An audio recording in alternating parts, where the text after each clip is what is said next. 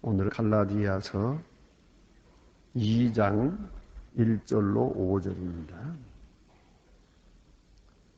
갈라디아 2장 1절로 5절까지 지금 다 같이 한 목소리로 봉독하시게 됩니다.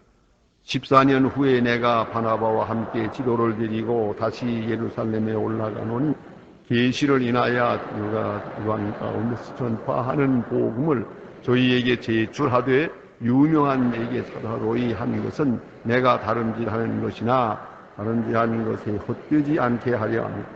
그러나 나와 함께 있는 헬라인 지도를 억지로 할례를 받게 아니하였으니 이는 가만히 들어온 그 정죄의 까닭이라. 저희가 가만히 들어온 것은 그리스도 예수 안에서 우리의 가진 자유를 엿보고 우리를 종으로 삼고자 함이로되 우리가 을씨라도 복음을 아니 이는 복음의 진리를 가운데서 항상 있게 함이라. 아멘. 오늘 본문 가운데는 간단한 말씀이요, 간단한 사건을 기록하고 있는 것 같지만은 그 내용으로 보아서는 대단히 중요한 교훈이요, 특별히 갈라디아서의 주제 중에 하나가 여기에 나타나 있습니다. 아시는 대로 오늘 본문에서는 지금 그리스도인의 자유, 복음의 자유성을 확실하게 증거하는 그런 대단히 중요한 말씀이옵시다. 아시는 대로 바울은 이방인의 사도입니다. 그러니까 유대에서 복교가 시작이 됩니다만, 그러니까 유대 사람들이 예수를 믿는 것, 유대 문화권에 속한 사람들이 예수를 믿어서 기독교가 예루살렘에서 형성이 됩니다. 그러나 기독교가 맨 처음 시작될 때는 유대교, 즉 유대 사람들의 유대 문화권에서 기독교의 틀을 갖추게 됩니다. 출발하게 됩니다. 이제 이 기독교가 이방으로 전파되다. 그렇게 될 때에 여기에 선교적 문제, 선교 정책적 문제, 신학적 문제, 많은 문제에 부딪히게 되었습니다. 그것은 왜냐하면 이방 사람에게 복음을 전하고 있기 때문입니다. 이방 사람들은 나름대로 자기 문화를 가지고 있습니다. 언어도 다르고 생활 풍속도 다르고 여러 가지가 다릅니다. 이제 이들에게 복음을 전하게 될 때 많은 문제에 부딪혔습니다. 예컨대 얼마 전에 있었던 일입니다. 그리 오지 않은 얘기입니다. 아프리카에 가서 선교하는 가톨릭 선교사가 있었습니다. 복전에서 예수를 많이 믿기도 했고, 그리고 성당을 세우게 됩니다. 성당을 세워줄 때 아시는데 가톨릭에서는 마리아상을 세우잖아요. 그 마당에다가 마리아상을 만들어 놓고 이것을 제막을 하게 됐어요. 많은 아프리카 교인들이 구경 삼아 믿는 사람도 있고 안 믿는 사람도 있고 어쨌든 나와서 구경을 했습니다. 제막식 할 때 그 막을 딱 열고 보니까 하얀 마리아가 상이 있거든요. 그러니까 아프리카 사람들이 모두 하는 말이, 백인 마리아 어떻게 흑인을 구원할 수 있겠느냐. 다 도망가 버렸어요. 우리가 안 믿겠다. 이게 문제가 됐어요. 바티칸 궁전으로 연락을 하고 여러 가지로 연구를 했어요. 결국 어떻게 했는지 아세요? 하얀 마리아에다가 뺑기 칠을 하라. 새까맣게 칠해라. 까맣게 칠해놓으니까 됐다고. 이제는 우리가 믿겠다. 바로 이것입니다. 그러니까 이 문화가 다르단 말이에요. 각각 다른 문화를 가지고 있어요. 그래서 신학의 문제도 되고 나아가서는 복음과 문화의 관계가 문제가 된단 말이에요. 이것은 문화인류학적으로 말하면 또 무슨 말이 되는고 하니 의미와 형식의 문제가 돼요. 영어로 말하면 meaning and form, meaning과 form, 그런 문제예요. 이 형체와 그 속에 있는 내용, 그 관계의 문제라는 말입니다. 다시 말해서 우리가 그릇이 있다고 합시다. 그릇 있고 그 그릇에 담긴 내용물이 있잖아요. 내용물은 같아도 그릇은 다를 수가 있어요. 그릇에 따라서 그 내용물이 평가가 달라져요. 여러분 아시는 대로 같은 음식이지만은 좋은 그릇에 담았을 때 마음에 드는 그릇에 담으면 그 입맛도 동하고 소화도 잘 되고 그 중요한 거예요. 그러나 같은 음식인데도 이것이 내가 좋지 않게 불결하게 생각하는 그 그릇에 남겨놓으면은 그 음식은 맛이 없어요. 소화도 안 돼요. 그런 내용이 되죠. 그러니까 내용도 중요하지만 형식이 중요해요. 예? 그 형식을 무시할 수가 없어요. 그러나 이 형식은 이 겉으로 나타나는 형식이라는 것은 계속 바뀌어야 되는 것이에요. 그게 문제가 있는 것이죠. 그래서 또 사람으로 말하면 사람이 있고 옷이 있잖아요. 여러분 아시는 대로 옷에 따라 사람이 얼마나 달라집니까? 그렇잖아요. 그래서 내가 늘 생각합니다만은 여러분이 교회 나올 때는 내가 교회 나간다 생각하고 옷을 입으세요. 댄스홀로 간다 하고 입으면 안 돼요. 시장에다가 교회 간다. 그래서는 안 돼요. 교회 간다는 걸 생각하고 옷을 입으면 여기 와서 일해줄 때 아주 은혜가 돼요.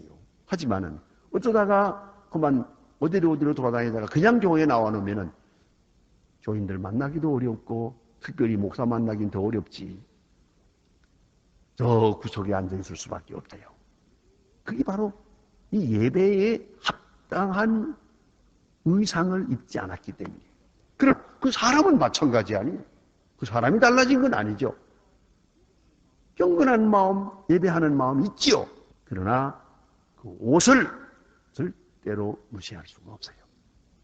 옷은 옷대로 의미가 있는 것이에요. 늘 얘기하지만 여기 앉아서 예배드릴 때 앉는 자세도 참 중요한 거예요. 그래서 옷을 이제 보세요. 여러분이 어떻게 앉느냐에 따라서 은혜가 되기도 하고 안 되기도 해요. 떡지게다리 하고 왔어요. 어떤 때 보면 내가 참 곤란한 때가 좀 있어요. 4부, 5부에 그런 일이 많은데 요 앞에 앉은 젊은 사람이 둘이 손잡고 주물럭주물럭 하면서 그러면서 예배 보겠다는 거예요.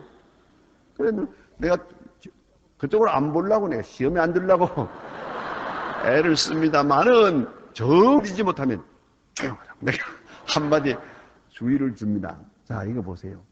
어떤 자세로 예배를 드리느냐. 이게 얼마나 중요해요. 마음은 그 마찬가지요. 그러나 자세, 이 형식의 폼이거든요. meaning and form. 아주 중요한 관계가 있습니다. 그래서 하나 더 생각할 것은 meaning은 변하지 않아요. 그 속은 변하지 않아요. 같은 거예요. 그러나 폼이라고 하는 것은 변한 거예요. 옷을 갈아입듯이 우리 형식은 변하는 거예요. 그래서 옛날 우리 교회는 몇십 년 전만 해도 이렇게 의자에 앉지 못했어요. 무슨 건방지게 의자에 앉아가지고 그거 전혀 땅으로 앉아야지. 그래서 모두가 다 신발 주머니 들고 앉아서 여기 와서 꿇어 앉아가지고 예배를 봤어요. 그럴 때가 있어요. 그건 그래야 경건하다고 생각했어요. 그러나 지금은 그만큼 달라졌어요. 우리는 지금 의자에 앉아서 보는 게 오히려 더 귀하다. 특별히 중요한 것은 신발을 신는 거죠. 어떻게 교회에 들어올 때 신발을 신느냐고. 성경에 있잖아요. 이 신발을 벗어라. 그랬잖아. 그래서 이 신발 때문에 문제가 많았어요. 그러나 지금 여러분 신발 신고 들어와 앉았는데 저까지도 신었어요. 지금 이게 오늘의 문화예요. 지금 서양 문화에 있어서는 신발 벗는 것이 실례예요. 그래서 외국에서 보면 식당에 맨발 벗고 절대 못 들어가요. 고급 식당에 스레빠 신고 못 들어갑니다. 반드시 바른 구두를 신고 넥타이를 매고 그래야 식당에 들어가지. 식당에도 하물며 식당에도 거기에 뭐 함부로 이렇게 신발 줄줄 끌면서 들어가겠다 그러면 문에서 딱 막습니다. 안 된다. 분위기 망친다고. 그래야 되거든요. 그러니까 이 문화라는 것이 자꾸 변하고 있잖아요. 변화는 중에 오늘이 어디까지 왔나? 소위 패턴 오브 컬처가 중요해요. 문화의 패턴이 있어요. 오늘 여기까지. 예를 들면 여러분 지금 헤어스타일이 이렇게 돼 있어요. 또 옷도 요만큼 입었어요. 요새 여름 한참 더울 때는 벗는 사람들 많아요. 그런데 이제 앞으로 한 10년 후에 얼마나 더 벗을는지 모르겠어요. 그건 그때고 오늘은 아니에요. 오늘은 요 수준에서 만든 거예요. 그걸 알아야 돼요. 그러니까 이 수준에서 요 문화 패턴 속에서 가장 경건한 모양과 형식을 취하게 되는 것이죠. 자, 그러니까 복음과 국가의 관계, 복음과 법과의 관계, 복음과 우리의 생활과의 관계 아주 중요하시죠. 대단히 중요한 것이에요. 자, 이제 보세요. 사랑하는 마음은 똑같아요. 그런데 어렸을 때, 아주 어린아이 때는 어떻게 사랑합니까? 우리가 스킨십이죠. 아이들을 만져보기도 하고 얼굴에다 뽀뽀하기도 하고 이게 사랑이에요. 그러나 조금 크면은 그렇게 뽀뽀하면 안 돼요. 대학생 때쯤에는 대학생 딸하고 뽀뽀하면 안 되지. 그렇잖아요? 그래 문제가 되는 게 남매를 키워보면은요. 이것이 중학교 때쯤 되면은 오빠들이 생을 자꾸 쥐어박아요. 자꾸. 가면서 하면서 쥐어박는 건 뭐냐 하면 사실은 끌어안고 뽀뽀해주고도 싶고 예뻐해주고 싶은데 그러면 안 되잖아요. 안 되니까 쥐어박는 거예요. 그게 사랑이라는 거예요. 그래서 가면서 오면서 쥐어박는 거예요. 그래서 귀찮다고 하지만 딴에는 그게 사랑의 표현이에요. 그렇지 않아요? 그러니까 우리가 아버지가 딸을 사랑하든가 엄마가 아들을 사랑하든가 이 사랑 어렸을 때 하는 표현과 점점 클 때는 다르죠. 바꿔야죠. 그 못 바꾸면 불순한 거지. 그렇지 않아요? 그러니까 나이에 따라서 또 신분에 따라서 점점 달라지죠. 바꿔서 취해야 됩니다. 적절한 방법으로 사랑을 표현해야 된다 그 말입니다. 그러니까 그래서 하나 더 중요한 말을 하면은 제가 마음은 있는데 마음은 꼭 같은데 형식을 바꿔야 될 처지에 가서 못 바꾸면 내용이 변해요. 그게 무슨 말인가 하니 대학 다니는 딸을 또 안고 어렸을 때처럼 안아주면서 뽀뽀했다면 불륜관계요. 그게 문제가 된 거예요. 그렇잖아요?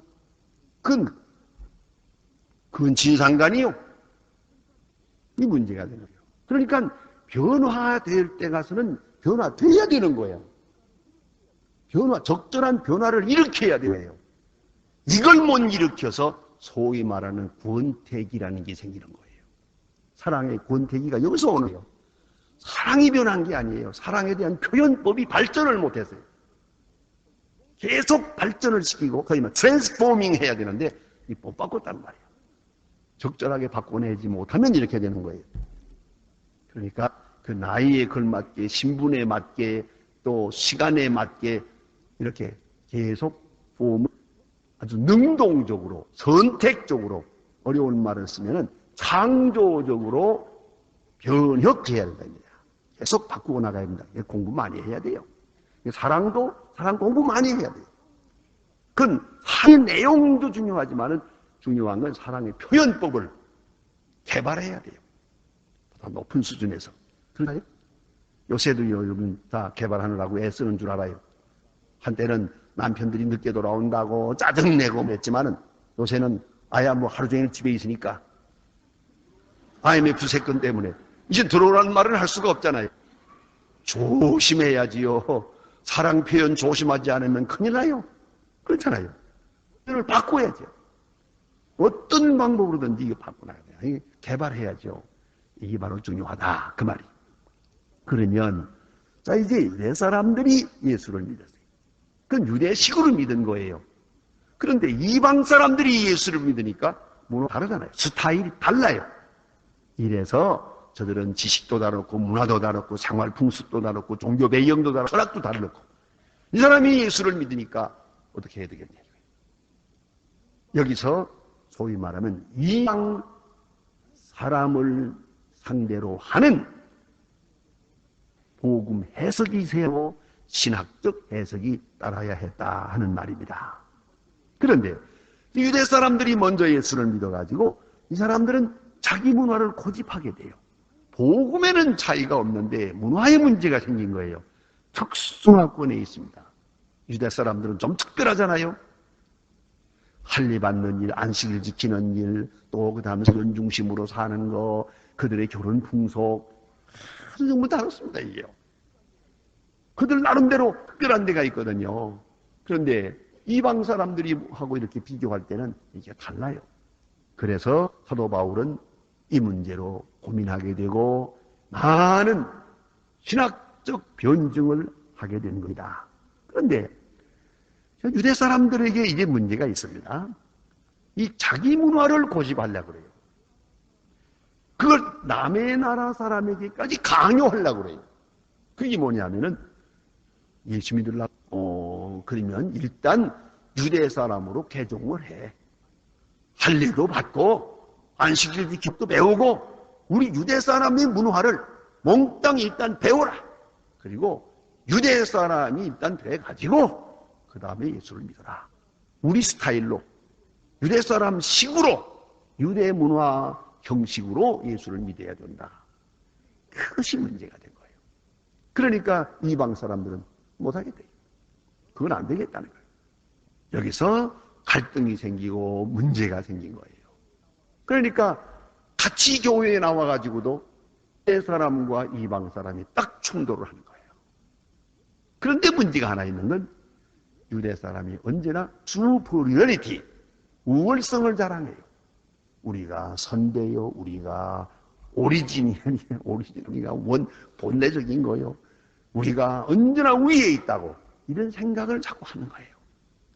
그리고 이방 사람을 멸시하고 이런 문제로 인해서 문제가 되는데 다시 말하면 기득권을 자랑하는 거죠. 자기 우월감에 빠져 있었단 말이에요. 이걸 어떻게 하면 좋아요? 우리나라에도요, 참 처음에 문제가 많아요.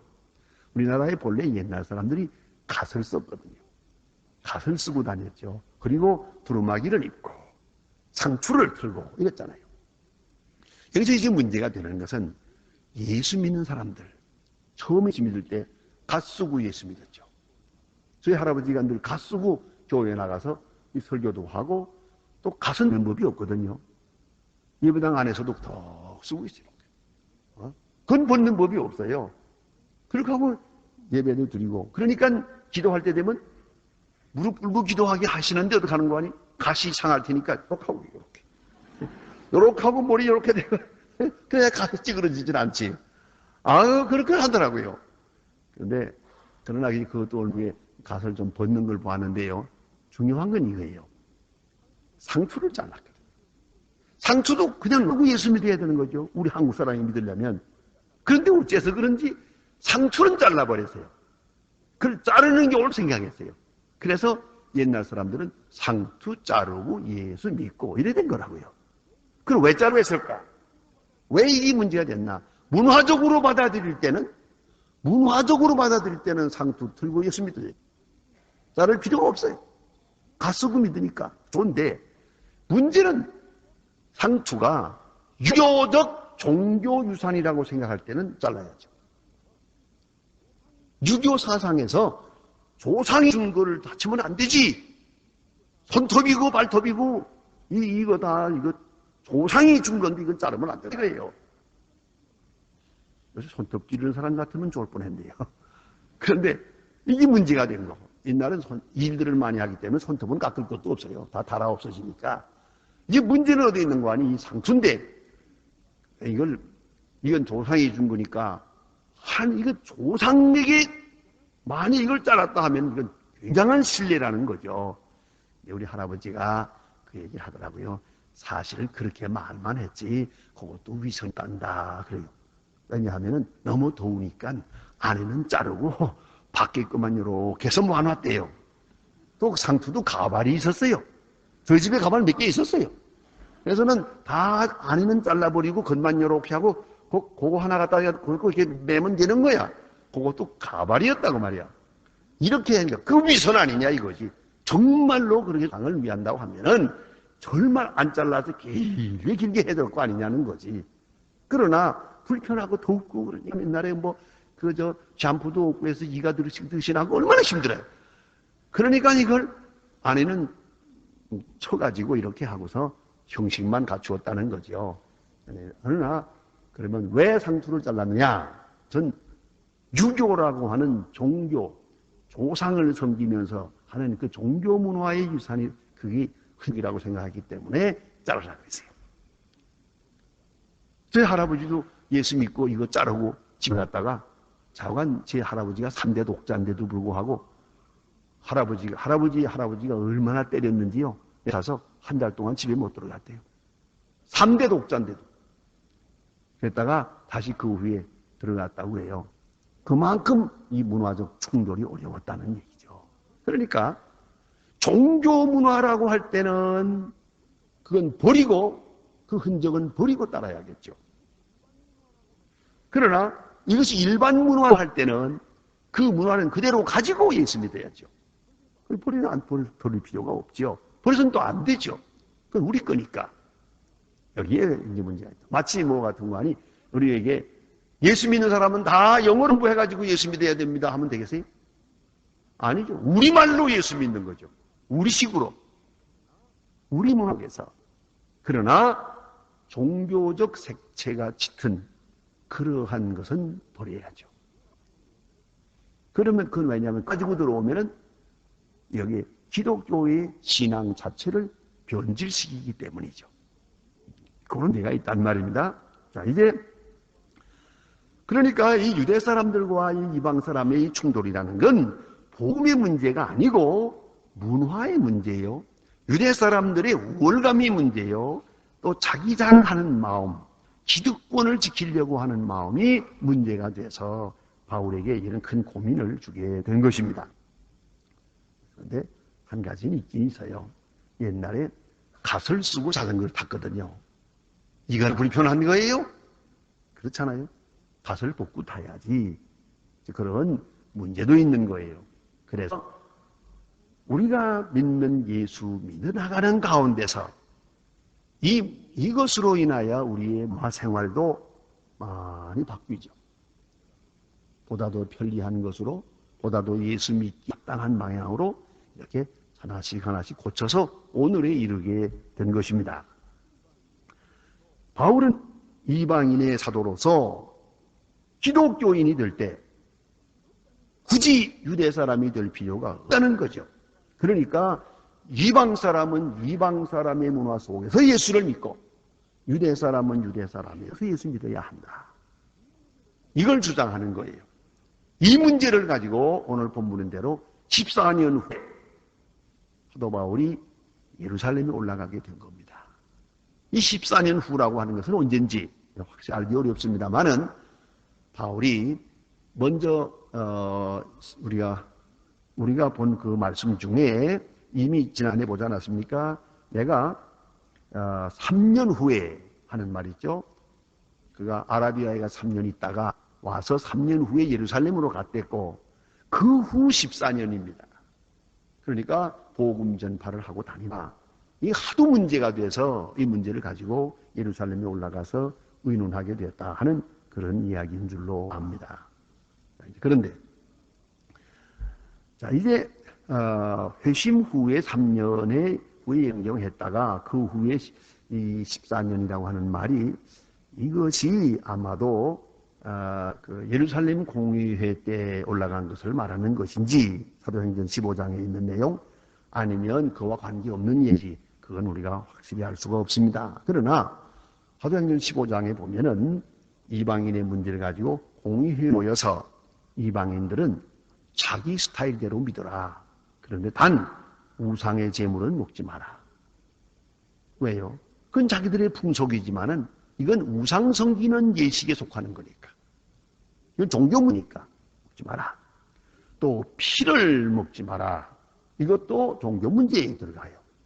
음행도 사실은 옛날에 신상을 섬길 때 거기에 신녀라고 선녀라고 해서 창녀도 많았어요. 우상 섬길 때는 거기에 그들의 그 종교 행위 중에 하나가 음행이거든요. 그렇기 때문에 이건 안 된다. 종교 색채가 있는 것들 그런 것들은 다 제하고 그것만 떼놓고 나머지는 당신들의 풍속대로 예수를 믿어서 좋다. 이렇게 허락하게 된 것이옵시다. 중요한 것 유대 사람의 입장에서 지금 중요하게 생각하는 게 뭐냐면 자기 문화권 속에는 할례예요. 할례가 종교냐 문화냐 이거예요. 그런데 바울의 입장에서는 할례는 어디까지나 유대 사람의 유전자에 있는 문화라는 거죠. 그 할례가 형식을 바꾸어서 우리가 지금 행하고 있는 것이 유아세례입니다. 유아세례의 뿌리는 할례에서 온 것이에요. 할례 또 안식일 지키는 거, 그건 유대 사람들의 것이에요. 그러나 우리는 그것을 형식을 바꾸어서 오늘 우리는 주일을 지킵니다. 지키지만 안식일 지키는 그 방법대로 그대로 지키고 있는 것은 아닙니다. 의미만 가져오고 형식은 우리의 것을 통해서 지키고 있는 것입니다. 그러니까 이런 것들은 다 결코 구원의 쪽이 될 수가 없다는 거죠. 할례라든가 안식일이라든가 유대 사람들의 율법적인 행위들이 이런 자기 문화의 전통 속에 있는 것이지 이걸 이스라엘 사람들에게 강요할 필요가 없다. 그렇게 주장하게 됩니다. 그래서 오늘 본문에 보면 하나의 테스팅 케이스가 하나 있어요. 아주 시험 사례가 하나 있는데 바로 디도입니다. 오늘 디도를 데리고 갔다 하는데 그 내용이 뭐냐면 바울에게서는 믿음의 아들 디모데 있고 디도가 있는데 한마디로 말하면 바울 선교의 조수들이요. 조수. 뒤에 따라다니면서 애시스텐트, 아주 협력하고 협조하는 아주 귀한 믿음의 아들이요. 그런 제자들인데 디모데라는 사람은 아버지는 헬라 사람이고 어머니는 히브리 사람이에요. 이 사이에 태어났거든요. 어렸을 때부터 어머니와 외조모가 성경을 가르쳤어요. 그러니까 유대식으로 자란 사람이에요. 비록 헬라 말을 하고 살지만은 유대 종교 문화에서 자랐어요. 그런 거로 바울이 디모데에게는 할례를 했어요. 너는 어차피 이렇게 됐으니까 유대 사람이 되어야 되고 유대 사람의 문화 속에서 예수 믿으라. 그리고 나처럼 이방인에 가서 복음을 전하자. 이렇게 된 거고요. 그래서 디모데에게는 할례를 했고 그 다음에 디도는 하지 않았어요. 오늘 본문의 말씀대로. 왜냐하면은 그는 아버지 어머니가 다 헬라 사람이에요. 그러니까 너는 특정하게 이방 사람의 문화에서 예수를 믿고 이방인의 사도가 되는 것이 좋겠다. 할례를 베푸지 않았다. 그래집니다. 이런 관계가 오늘 본문에 나타납니다. 그러면 오늘 여기 주신 말씀 가운데 보면 가만히 들어온 형제라는 말이 있어요. 가만히 들어온 형제. 이건 뭔가 유대주의자들이에요. 이 사람들이 가만히 들어와서 집집마다 다니면서 뭐라고 하느냐. 예수 믿는 거 좋아요. 그래도 아무래도 할례는 받아야 좋을게요. 이런 말을 하고 다니는 거예요. 그가 안 하면 아무래도 그게 신앙이 아무래도 시원치 않지 하니까 사람들이 거기에 유혹받고요. 또 안식일 그거 지켜야 됩니다. 또 제사도 드려야 됩니다. 그리고 모든 율법 그거 지켜야 됩니다. 이런 식으로 자꾸만 물고 들어갑니다. 그러다가 보니까 마지막에 예수 믿는 예수의 공로, 예수의 보혈, 예수의 은혜는 막 빠지고 율법 지켜서 구원받겠다고 이래 돼버렸단 말이에요. 이거 완전히 율법주의자가 되고 나아가서는 인본주의자가 되세요. 이것이 문제예요. 오늘도 그런 경우가 많아요. 오직 예수를 믿어 구원받는데 자 보세요. 예수를 잘 믿어야지요. 그러려면 주일 잘 지켜야지요. 성경 공부 많이 해야지요. 예수 잘 믿으려면 철야해야지요. 금식해야지요. 뭐 이러고 나가다 보니까 열심히 하다 보니까 마지막에는 예수에 다 빠져나가고 내 노력, 내 공로, 내 수고, 내 희생으로 구원받는 게 돼버려요. 그래서는 이걸 다 지켰다고 해서 교만하고 또 어떤 때 못 지켰다고 해서 괴롭고. 근데 그런 사람을 한 분 봤어요. 어느 교회 집회 인도하러 가는데 새벽 기도 마치고 나니까 한 분이 가까이 와서 아주머니 하나가 가슴을 치면서 목사님 나 위해서 기도해 주세요. 기도해 주세요. 왜 그러세요? 그러니까 안수하고 기도해 달라 그래요. 그 뭐 때문에 그러냐. 방언이 안 나옵니다. 방언이 잘 되겠는데 요새 내가 죄를 좀 지었더니요. 지금 몇 달째 방언이 안 되는데 참 터져서 가슴이 터질 것 같다고 죽을 것 같다 그래요. 그래서 제가 나도 못하는 방언을 내가 어떻게 하게 하겠어? 그랬더니 그러지 말고 좀 안수해달라. 그래 제가 아주 답답해 얼굴이 노래가지고 그래서 제가 정말 안수를 했어요. 이 방언이 터져 나오더라고요. 그래서 나는 못 해봤지만 남 하는 건 내가 남을 하게 만들어 봤어요. 그래서 내가 그래요. 다 끝난 다음에 앉아서 왜 그러냐고 그랬더니 방언을 하기 시작하니까 처음에는 은혜가 되고 그러더니 그 다음엔 뭐 특별하지는 않더래요. 그러나 되다가 안 되니까 그 사람 표현대로 말할까요? 하나님이 나를 저주하는 것 같아. 이대로 지옥으로 떨어지는 것 같은 고민이 있더라는 거예요. 자, 이게 복음입니까? 문화입니까? 이건 자기 문화예요. 서브컬처예요. 자기가 자기에게 율법이 된 거예요. 아시겠어요? 자기가 자기에게 율법이 됐어요. 그래가지고는 마치 지옥으로 떨어진 것처럼 고민하고 있다고. 이게 얼마나 웃기는 겁니까? 거기는 예수가 없어요. 예수의 공로, 예수의 자가 더 떠났어요, 벌써. 자기 노력, 자기 공로, 자기 신비 체험으로 구원받는 거라요. 이게 문제라고요. 그러니까 오늘 본문에도 이런 얘기죠. 우리가 가진 자유, 소중한 것이요. 예수 믿는 사람의 자유는 아주 귀한 것입니다. 은혜는 곧 자유요. 죄와 사망과 율법과 진노 모든 것으로부터 우리는 이미 구원받았어요. 다시 제자드릴 필요가 없어요. 예수님 십자가에 돌아갔고 우리 예수 믿음으로 말미암아 모든 율법의 요구로부터 우리는 벗어났어요. 지금 우리가 율법을 지키는 것은 구원받기 위해 지키는 게 아니고 구원받았기 때문에 감사한 마음으로 지켜나가는 거지. 오늘 이거 지켜서 구원받고 못 지키면 지옥 가고 그런 생각해서는 안 됩니다. 그건 절대로 아니에요.